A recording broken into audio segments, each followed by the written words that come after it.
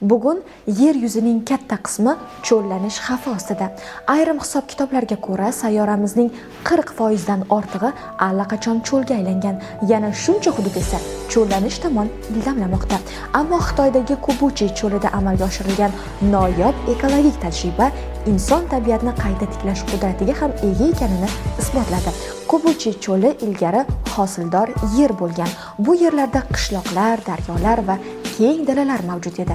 Vaqt o'tishi bilan shamol kuchayib, o't-o'lanlar yo'qoldi. Qumlar harakatlana boshladi. Oqibatda aholi uy-joylarini tashlab ketishga majbur bo'ldi.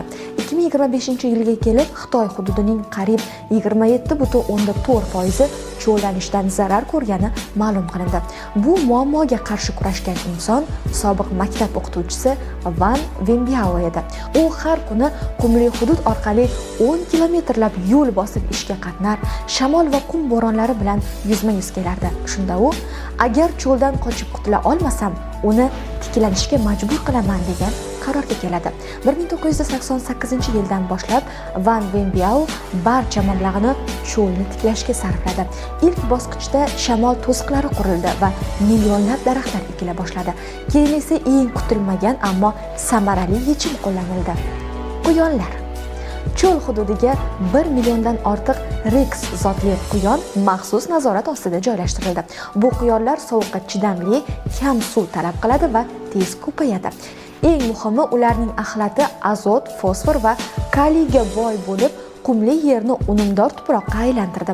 Quyonlar hazm qilmaydigan o't urug'lari esa tabiiy ravishda yerga ekilib, o'simliklar o'sishiga xizmat qildi.